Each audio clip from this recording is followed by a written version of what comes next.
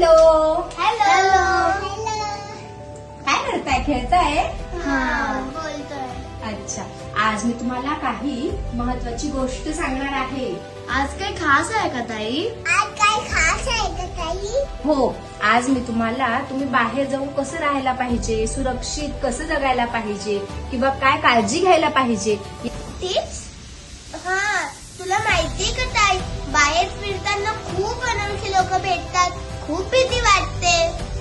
मला पण बस स्टॉपवर खूप अननोन लोक भेटतात. खूप भीती वाटते. तू काय बरोबर काय बोलायचं ते कळतच नाही. कोणासोबत बोलायचं ते कळतच नाही. कोणावर विश्वास ठेवायचा आहे ते कळतच नाही.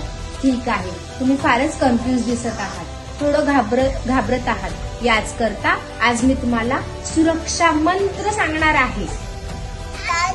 कोणी खाऊ दिला तर घ्यायचा नाही. कोणी खाऊ दिला तर घ्यायचा नाही. आई बाबांना लगेच सांगायचं. आई बाबांना लगेच सांगायचं. अनोळखी लोकांसोबत फिरायचं नाही. अनोळखी लोकांच्यावर फिरायचं नाही. बेटा, चुकीचा स्पर्श, चुकीची भावना असं काही वाटलं तर लगेच नाही म्हणायचं, ओरडायचं. चुकीचा स्पर्श, चुकीची भावना जर असं वाटलं तर लगेच ओरडायचं, नाही म्हणायचं. सुरक्षा मंत्र 3.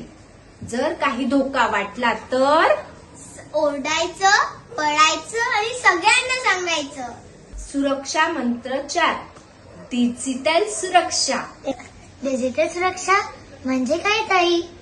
डिजिटल सुरक्षा म्हणजे जर काही फोनवर किंवा काही अननोन मेसेज आले, काही अननोन लिंक आली तर क्लिक करायचं नाही. Do not open. Click. Do not click. ताई, मला खरंच कधी कधी भीती वाटते.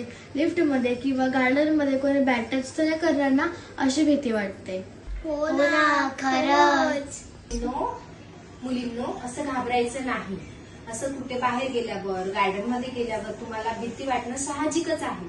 पण धाडस म्हणजे घाबरणे नाही, तर धाडस म्हणजे भीतीला बाजूला सारून हिमतीने जी काही गोष्ट आहे त्याला लढा देणं. आजपासून घराच्या बाहेर जाताना, घराच्या बाहेर पाऊल टाकताना अगदी हिमतीने, शौर्याने बाहेर पाऊल टाकायचं आहे. घाबरायचं नाही. अनोळखी व्यक्तीने काही दिलं तर नो थँक्यू. धोक्याचा इशारा वाटला तर हेल्प ओरडायचं. आणि डिजिटल सुरक्षा म्हणजे काय? Block and report. घाबरत नाही, मुलगी घाबरत नाही, आवाज उठवायला शिकते, आवाज उठवायला शिकते. मुलांना समज द्या, मुलांना समज द्या, गुन्हेगारांना शिक्षा द्या. गुन्हेगारांना शिक्षा द्या. मी सुरक्षित, मी सुरक्षित, मी सक्षम, मी सक्षम, आम्ही जागरूक. आम्ही जागरूक. निर्भय मुली समाजाची शक्ती.